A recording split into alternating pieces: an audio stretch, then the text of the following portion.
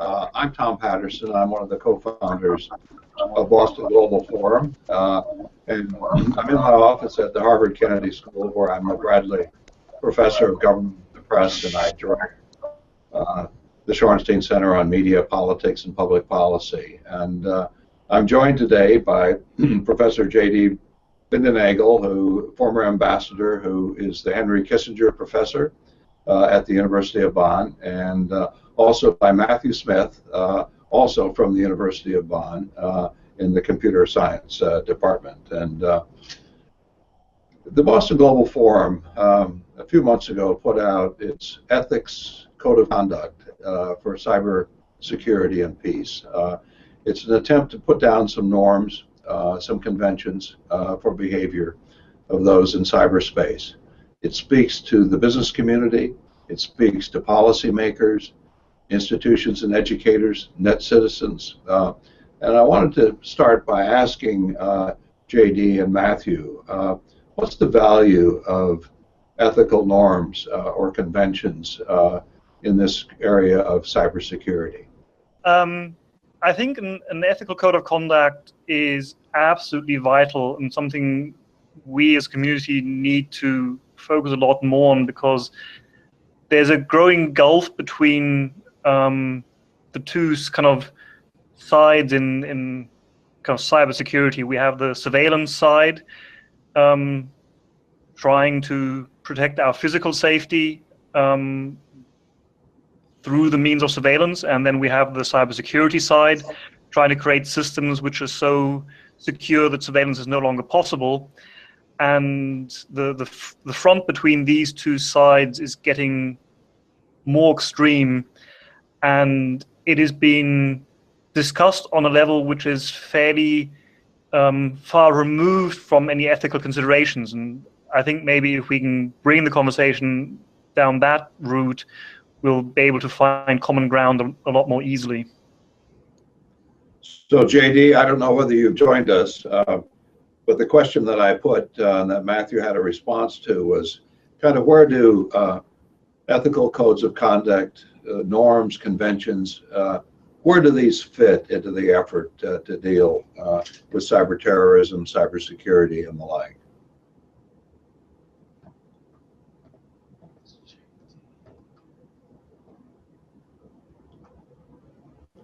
She needs to go out. So, Matthew, I guess it's you and I for the moment, and we'll try to plug Jay back in here. You know, I think in the international sphere, I mean, we're actually fairly accustomed to relying on norms and conventions. There is no sovereign authority in the international space, particularly, and you know, we depend on nations and other actors in the international system to kind of comply with international law, with informal guidelines, with norms, conventions, and the like. What are the key enforcement mechanisms? I mean, how do we really put some teeth into a code of conduct? Well, so I feel that, of course, is a question which James would be a lot better at answering than I mean, so I come from the technical side of things, and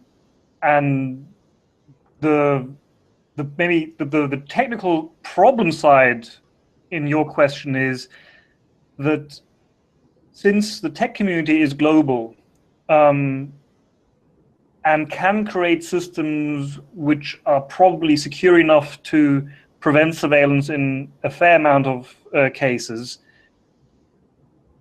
the question is if governments can actually regulate things in a way that they can achieve what they want, or if they actually do more harm than good. So for example, let's say governments would want to regulate that they get a backdoor into our cryptographic systems, like we see in the FBI and Apple case.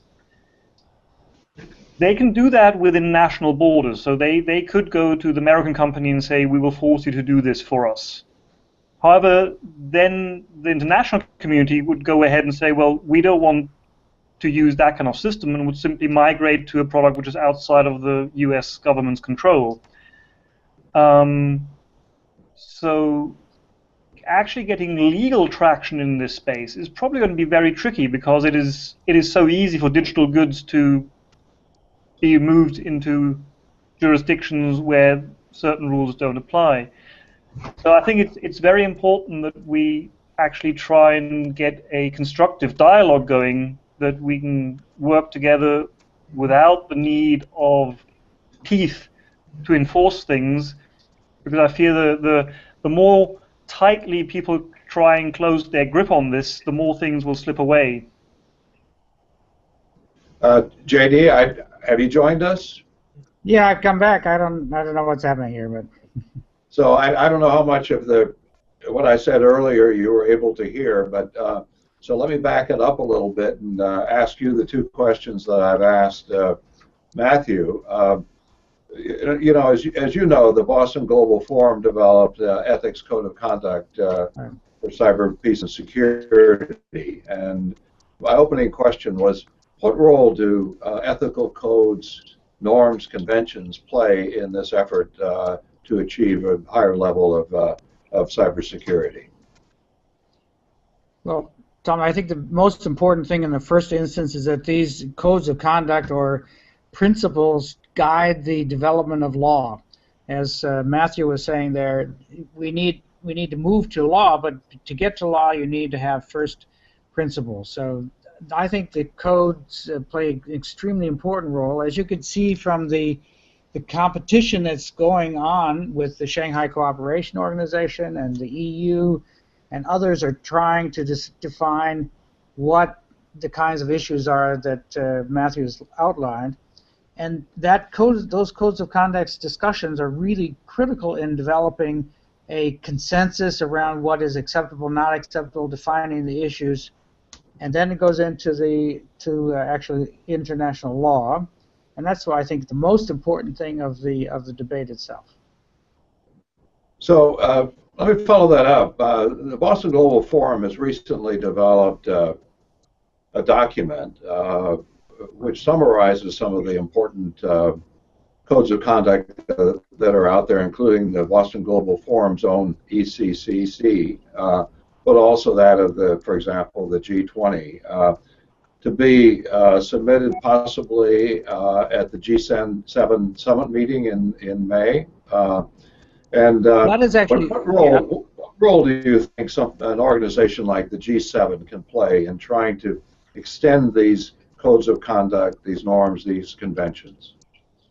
I would see the logical progression is through the individual, the Shanghai Cooperation, the European Union ones, the Boston Global Forum, into the G20, and then eventually into the United Nations. And what we did with the Holocaust issues, the post-conflict justice issues in Chicago, was we created a document called the Chicago Principles on Post-Conflict Justice, and filed that with the United Nations as a way to bring the international community together on a set of principles. And that I think is a similar kind of process that would be very helpful in developing the international discussion, but then moving to an international code of conduct, code of ethics that comes with the United Nations.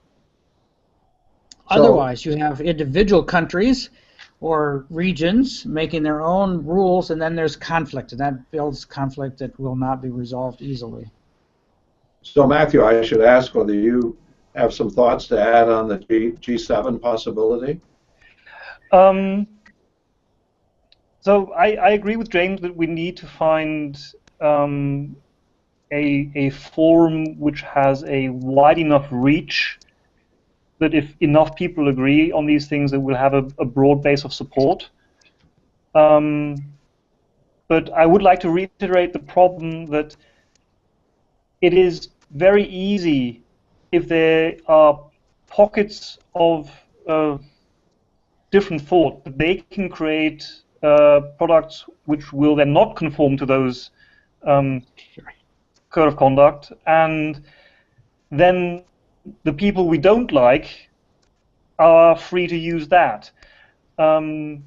So if we kind of, when thinking about the sort of direction of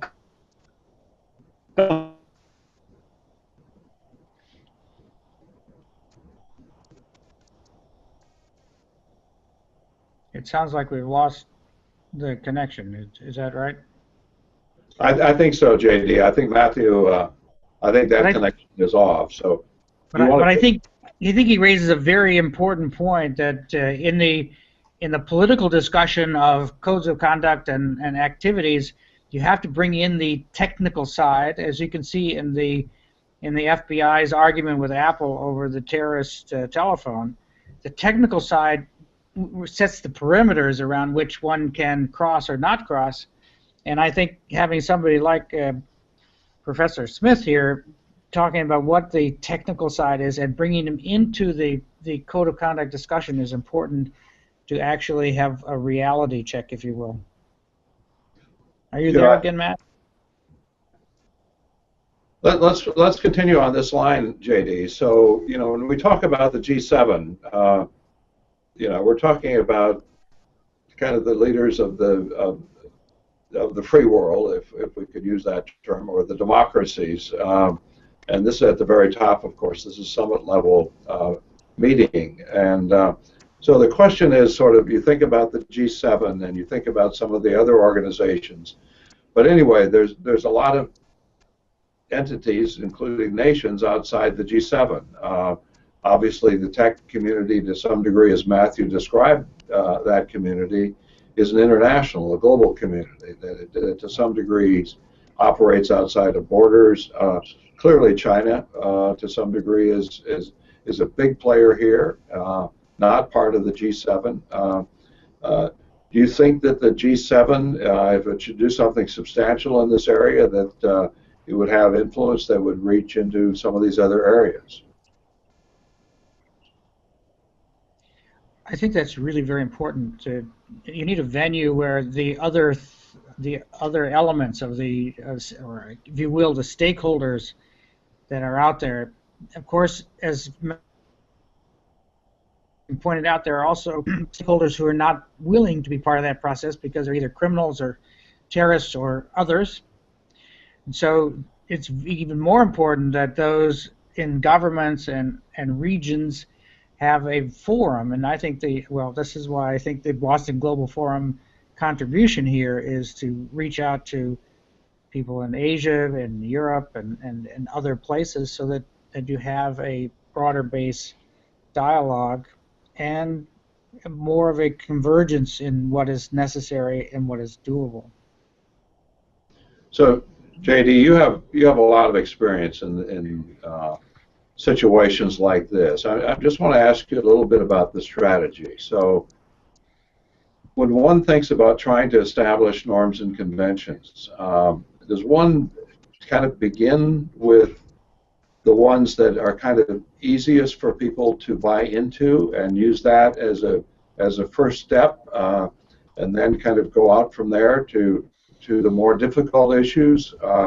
Or do you come at this thing comprehensively from the beginning? How does one think about, I think lots of different organizations have come up with some terrific ideas of what would be in a code of conduct. I think the operational question is kind of where do you start and how do you make it progress in a way where, in fact, you get buy-in and ultimately you achieve some of the goals that you've talked about, working some of these conventions into law and the like. In my negotiating experience, let me just take, since you have a German and American here with you today, this is a fundamental cultural problem. Matthew, allow me, if you will, to describe the German approach to negotiations is a dialectical approach, a Hegelian approach, if you will, that seeks to do a comprehensive approach and present it as the solution, where, Tom, as you noted, the American point of view is really to find elements of consensus and build on those consensus to a certain level. I think that's a conflict that reflects itself in the negotiations that happens anyway.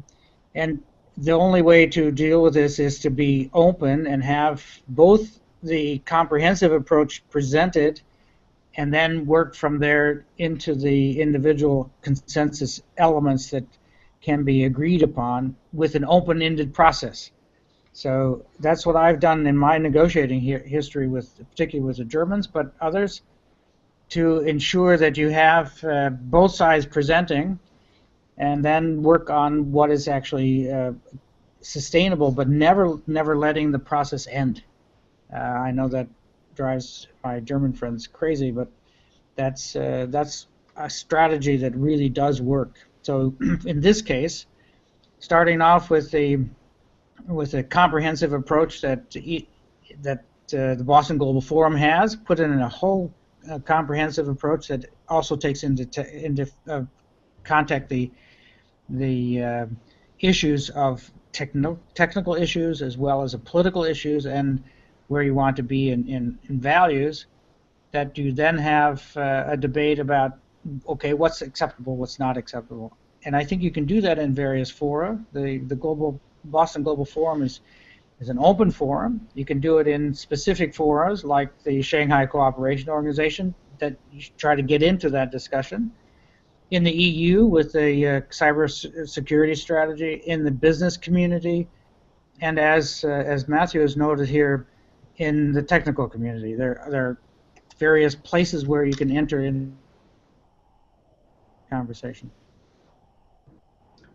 So Matthew, are you back with us? Yeah, I'm here. Oh, good. So the tech community is really important to making progress in this area. What do nation states, I mean, kind of policymakers at the top level, what kinds of things do they need to do to bring the technology side into the conversations and in a meaningful way? I think that's critical as well. I mean, just to have them kind of there and on the sidelines to a degree, that never works in the long run. So what would it take to bring the technology community more fully into these conversations?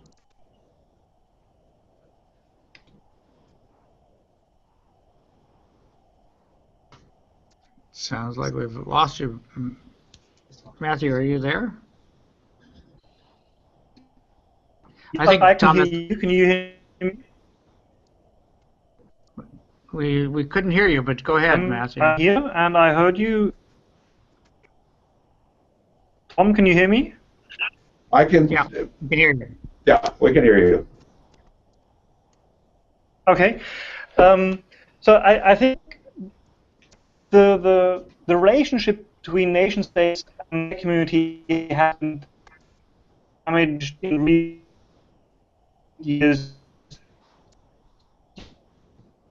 due to the spying revelation. Yeah. Right. So the two sides were working quite well in fashion, and they are working together with the tech community and not against it. Now, the revelations of Edward Snowden show very clearly that was not the case.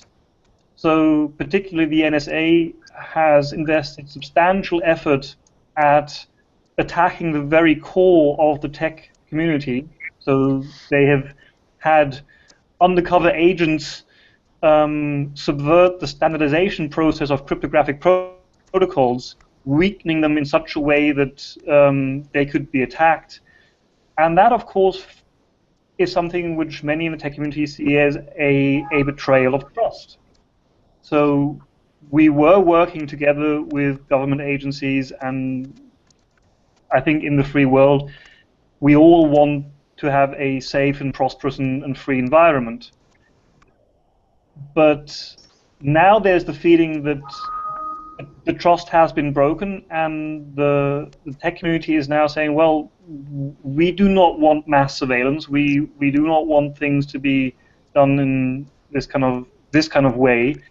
So they're now creating products which are locking out even the governments. I mean, there's still enough holes where they can get in, but the mindset has changed. The mindset now is we are defending not only against criminals, but we are defending against the surveillance state. And I see that in my own work. In the year before Edward Snowden's revelations, I created a security system which was more usable than the others, under the premise that governments were not completely overreaching their capabilities, and I said, well, and since the governments we're thinking about aren't doing that, we should be fine. That's something I've now abandoned and say, well, obviously that is not something we can assume. And I think that's very counterproductive, because I think we fundamentally are on the same side.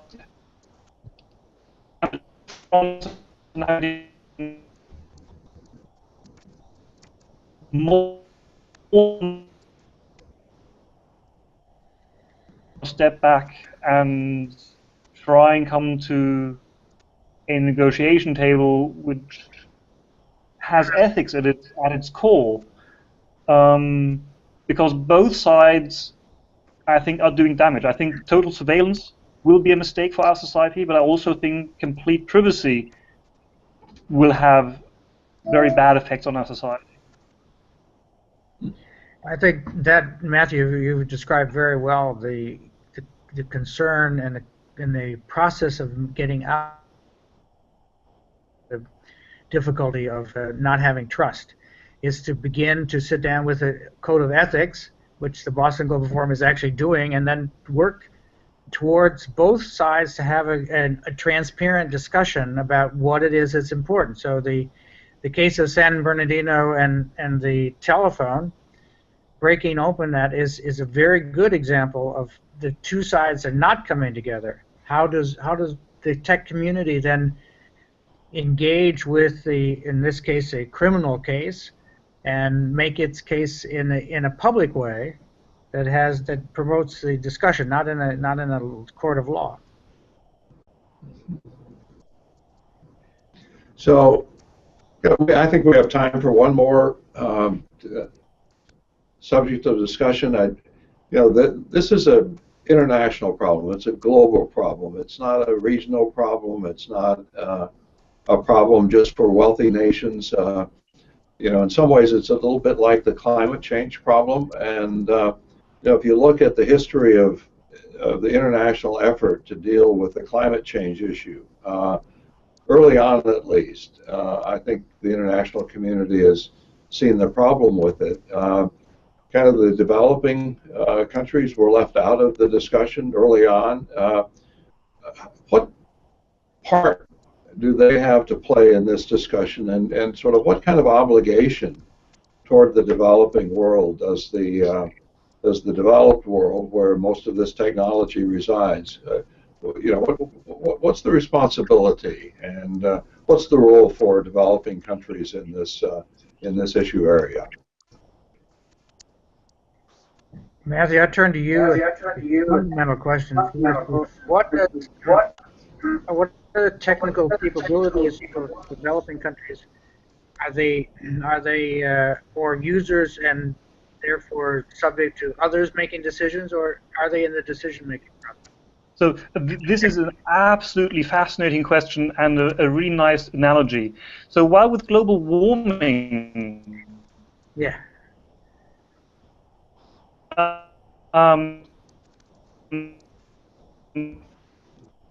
We want to hear your answer. It says it's good.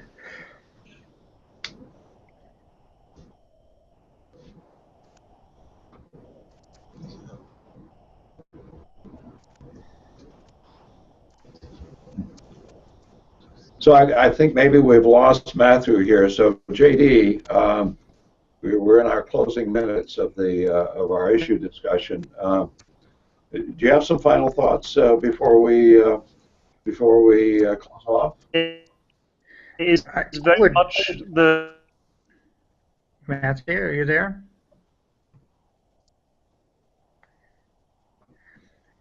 Well, I must say this is a critical issue that there's so many players now, and there's so many levels from the criminal side, the cyber security issues and security that I'm dealing with, the technical issues.